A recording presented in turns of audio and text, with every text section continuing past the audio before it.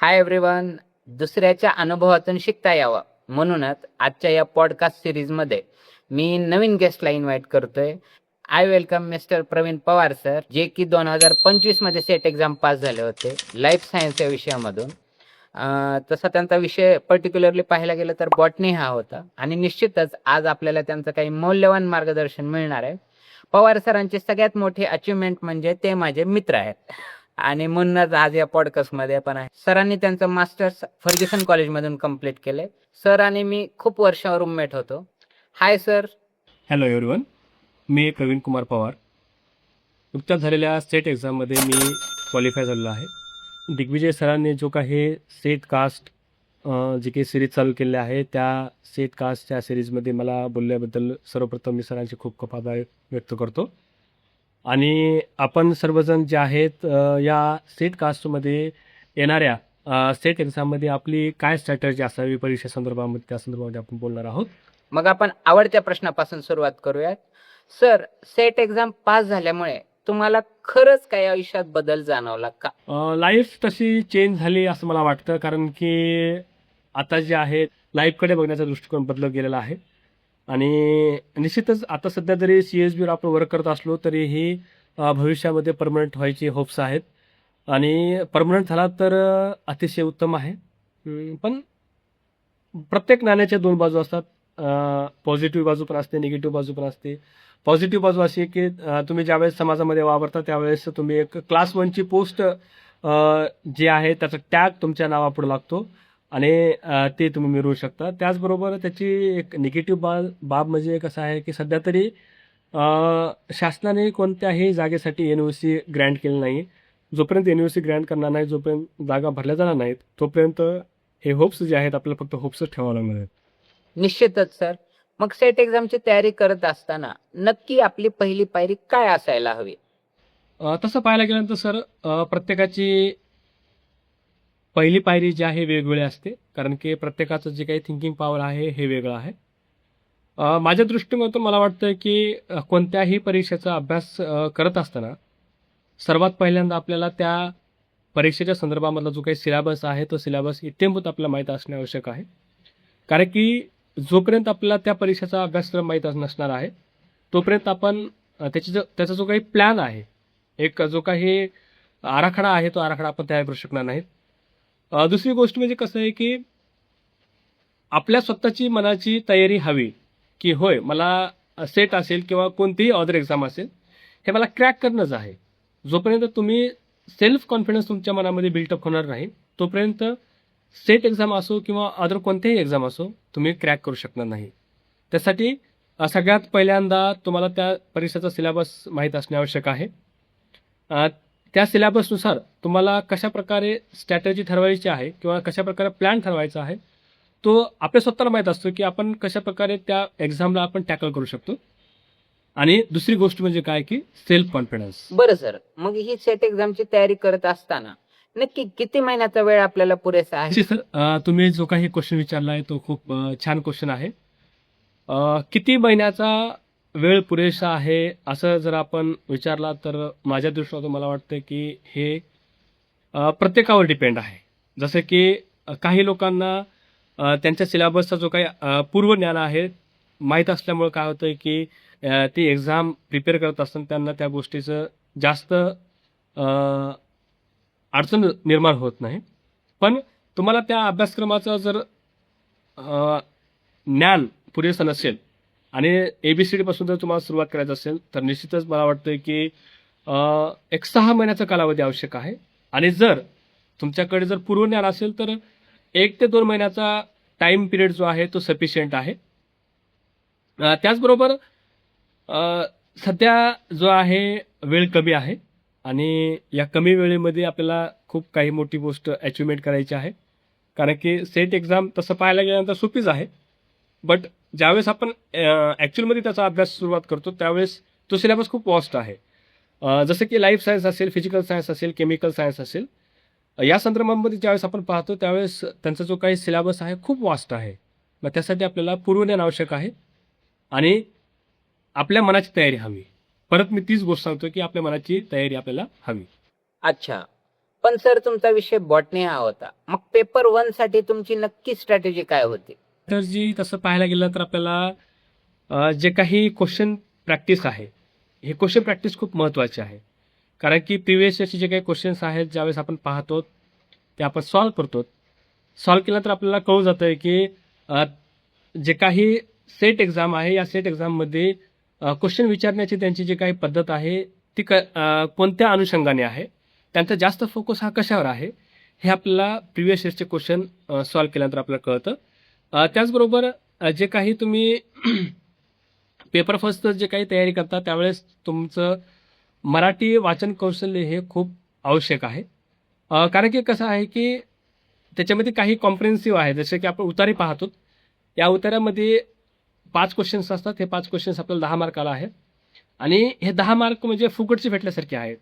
जेव्हा तुम्ही तो जो काही उतारा आहे हा एकदम एका दमामध्ये आणि विचारपूर्वक वाचता, त्यावेळेस तुम्हाला त्या उतार्याचं आकलन जे आहे तो लगेच कळून जातो. आणि ज्यावेळेस त्या उतार्याचं आकलन कळतं त्यावेळेस आपल्याला खालचे जे काही क्वेश्चन्स आहेत त्या उतार्याखालचे हे सोडवण्यासाठी निश्चितच आपल्याला वेळ लागत नाही.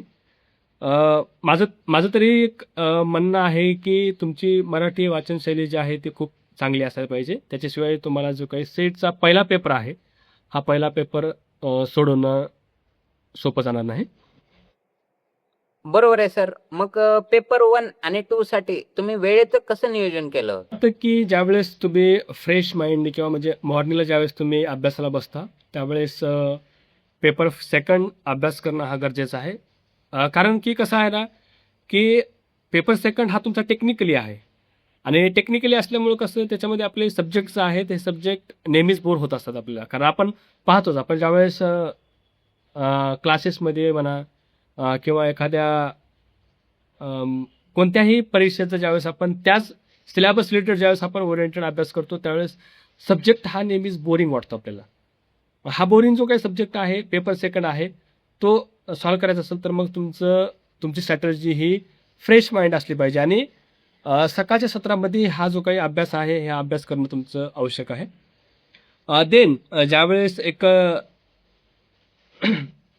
एका स्टेशनरी फेजपर्यंत तुमचा माइंड ज्यावेळेस जाईल पेपर सेकंडचा अभ्यास करता करता, त्यावेळेस निश्चितच तुम्ही पेपर फर्स्टकडे जावं. आणि पेपर सेकंडचा अभ्यास हा इझी गोईंग वाटतो मला तरी. कारण की त्याच्यामध्ये खूप असे लॉजिकल रिझनिंग्स आहेत. लॉजिकल रिझनिंग म्हणजे लहान लेकरांचे जे काही पझल्स आहेत आपण सोडवतो त्याप्रमाणे आहेत. त्याचबरोबर जे काही उतारे आहेत हे उतारेसुद्धा आपण मराठी भाषेमधले एखादं कथा वाचल्यासारखी आहे. मग निश्चितच जो काही तुमचा फर्स्ट पेपरचा आहे तो दुपार म्हणजे सेकंड पेपरचा अभ्यास झाल्यानंतर फर्स्ट पेपरचा अभ्यास करणं हे माझ्या दृष्टिकोनातून योग्य वाटतं. मग दररोज किती तास तुम्ही अभ्यास केला हे प्रामाणिकपणे तुम्ही आम्हाला सांगावं असं मला वाटतं. ओके. किती तास अभ्यास करावा माझ्या दृष्टिकोनातून वाटतं की हे प्रत्येक विद्यार्थ्यावर डिपेंड आहे. कारण कसं असतं की काही विद्यार्थ्यांना एकदा वाचलं की लगेच ती गोष्ट ग्रास्प होते आणि काही विद्यार्थ्यांना ती गोष्ट परत परत वाचावी लागते. त्यासाठी हे प्रत्येकावर डिपेंड आहे. त्यानुसार त्यांनी वेळेचं नियोजन करावं. माझ्या दृष्टीने पाहायला जर गेलं तर मी कमीत कमी 5 ते 6 तास अभ्यास करायचो. त्या 5 ते 6 तासामध्ये मी जे आहे 6 तास जर अभ्यास केला तर 4 तास हे पेपर सेकंडसाठी द्यायचो आणि 2 तास जे आहे ते उरलेले पेपर फर्स्टसाठी द्यायचो. कारण की जॉब करता करता मी अभ्यास केलेला आहे, त्याच्यामुळं मला जास्त वेळ जो आहे तो अभ्यासामध्ये भेटत नव्हता. जॉबमधून थोडा का होईना जो काही वेळ भेटेल मला त्या वेळेमध्ये मी ते अभ्यास पूर्ण केलेला आहे. अगदी बरोबर आहे. तुमच्या प्रामाणिकपणाला 100 पैकी 100 मार्क. पण स्टडी करत असताना नक्की मुलांनी सेल्फ स्टडी करावी की काही कोचिंग घ्यावी, काय तुमचं सजेशन राहील? आहे मला तर वाटतं की पेपर सेकंड जो आहे तो थोडासा सिलेबस आपल्या सब्जेक्ट रिलेटेड असल्यामुळं आपल्याला त्याचे कोचिंग लावणं आवश्यक आहे. कारण की सिलेबस खूप वास्ट असणार आहे त्याचं निश्चितच. आता लाईफ सायन्समध्ये जे आहेत ज्यांचा बॅकग्राऊंड बॉटनी आहे त्या मुलांना झुलॉजीच माहीत नसणार आहे. ज्यांचं झुलॉजी आहे त्यांनी बॉटनी संदर्भात कधी वाचलेलं नसणार आहे. आणि काही असे विद्यार्थी असतात जसं की ओशनोग्राफी असेल किंवा मायक्रोबायोलॉजी असेल किंवा बायोकेमिस्ट्री असेल, असे वेगवेगळे जे काही सब्जेक्ट्स आहेत त्या सब्जेक्ट्समध्ये बाकीच्या सब्जेक्टचा त्यांचा काही संबंध कधी त्यांच्या अकॅडमीमध्ये आलेला नसतो. त्यासाठी त्यांनी पेपर सेकंडसाठी कोचिंग लावणं माझ्या दृष्टिकोनातून तरी योग्य वाटतं. आता प्रत्येकावर डिपेंड आहे त्यांनी त्यांच्या अकॅडमिकमध्ये किती चांगल्या प्रकारे अभ्यास केलेला आहे त्याच्यावर डिपेंड आहे. दुसरी गोष्ट म्हणजे पेपर सेकंडसाठी मला तरी वाटत नाही की कोचिंगची कुठे लावण्याची आवश्यकता आहे. यूट्यूबवर बरेचसे व्हिडिओ तुम्हाला भेटून जातील. खूप सारे यूट्यूब चॅनल्स आहेत, त्या चॅनल्समधून तुम्ही ते व्हिडिओ पाहू शकतात. आणि मला वाटतं की पेपर फर्स्टसाठी तुम्हाला जे आहे सेल्फ नोट्स जे आहेत त्या खूप महत्त्वाच्या आहेत. जोपर्यंत तुम्ही सेल्फ नोट्स काढणार नाही तोपर्यंत तुम्हाला जो काही पेपर फर्स्ट आहे हा पेपर फर्स्ट तुम्हाला सोपा जाणार नाही. Okay okay okay. आता आपल्याला पुस्तक वाचण्याची तर भरपूर आवड होती सर, पण नक्की सेटच्या संदर्भात तुम्ही किती पुस्तकं वाचली हे तुम्ही सगळ्यांना सांगावं असं मला वाटतं. हे तसं पर्टिक्युलर सांगता येणार नाही कारण आपल्याला कारण की प्रत्येकाचा सिलेबस वेगळा असणार आहे.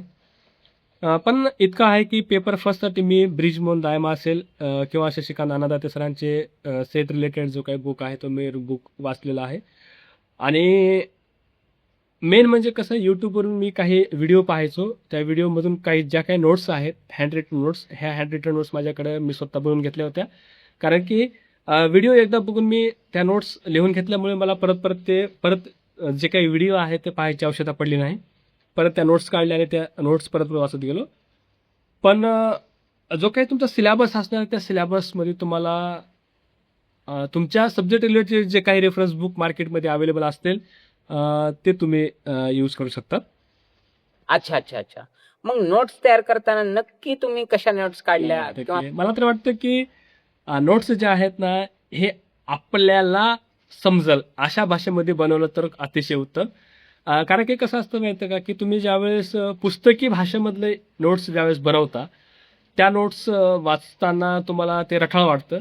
पण तीच गोष्ट तुम्ही एखाद्या मजेशीर गोष्टीमध्ये किंवा गमतीशीर गोष्टीमध्ये लिहून ठेवलात किंवा कुठेतरी एका कॉर्नरमध्ये काही गोष्टी मेन्शन करून ठेवलात तर निश्चित मला वाटतं की ते आपल्यासाठी फायद्याचं राहील. आणि आपण आपल्या भाषेमध्ये एखादी गोष्ट ज्यावेळेस मांडतो ही गोष्ट आपल्यासाठी खूप पुरेशी असतं.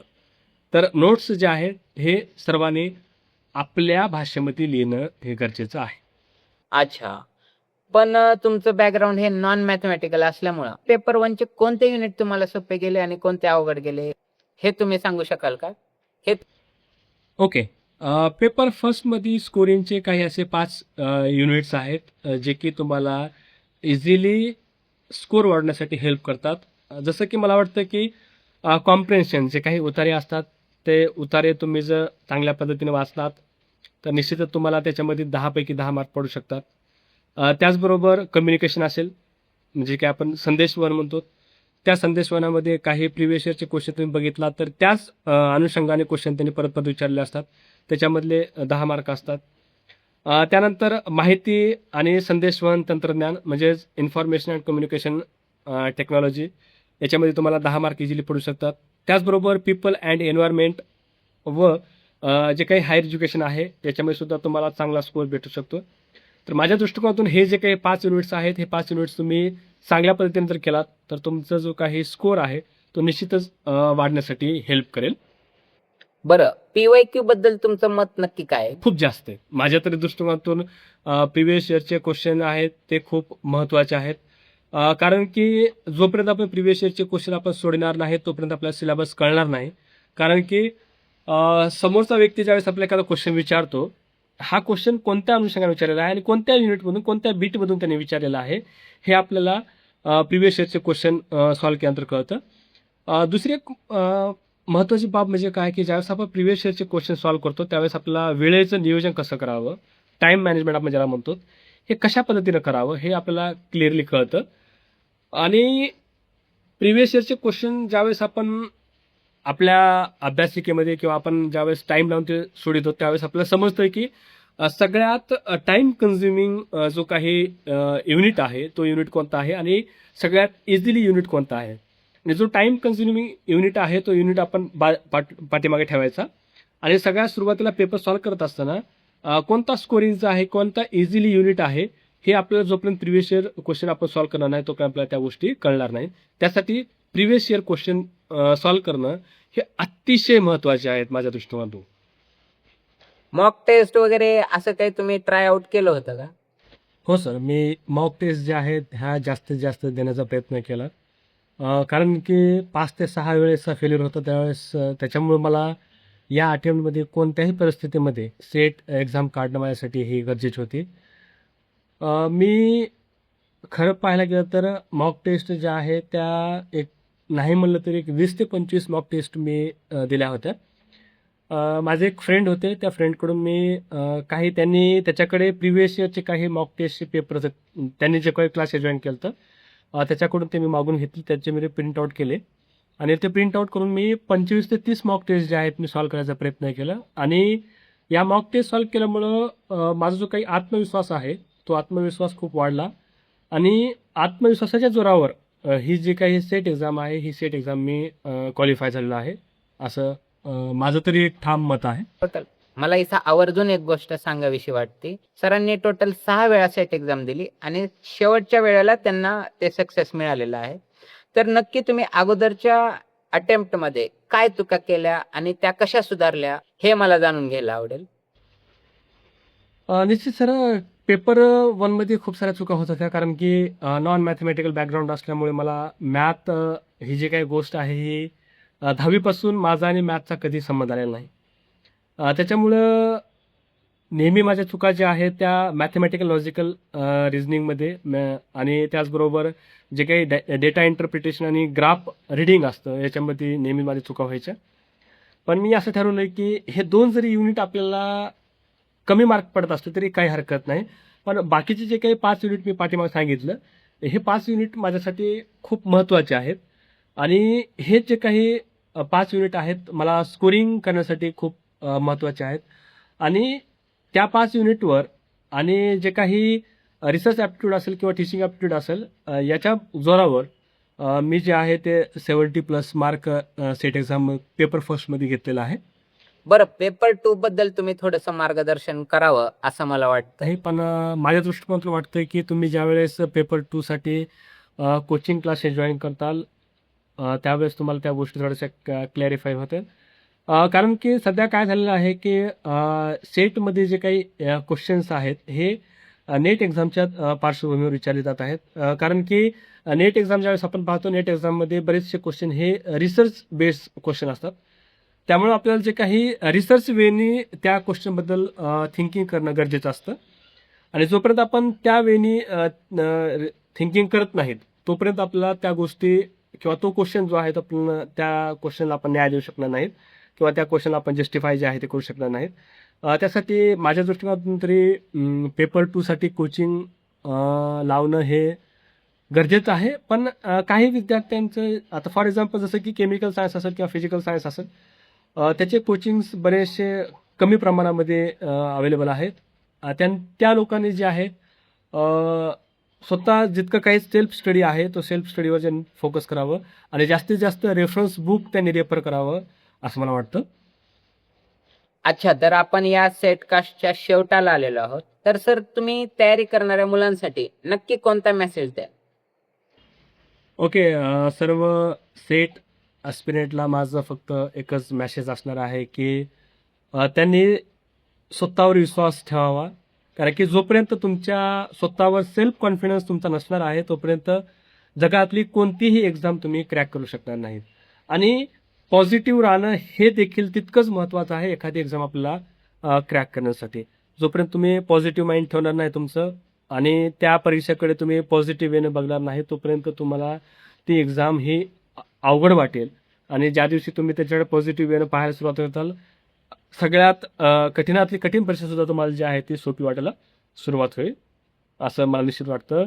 आणि शेवटी मी सगळ्याला आगामी येणाऱ्या सेट एक्झामसाठी ऑल द बेस्ट देतो आणि थँक्यू सो मच सर तुम्ही मला या तुमच्या सेट कास्टमध्ये मला बोलल्याबद्दल. थँक्यू सो मच सर, तुम्ही आज आमच्यासोबत जॉईन झालात आणि नक्कीच ज्या मुलांना सेट एक्झाम ही 10 मार्काच्या फरकानं हुलकावणी देत आहे त्या मुलांसाठी तुमचे हे सजेशन्स नक्कीच उपयोगी ठरतील असं मला वाटतं. ऍक्च्युली हा सेटकास्ट रेकॉर्ड करताना आम्हाला असंख्य अडचणी आल्या.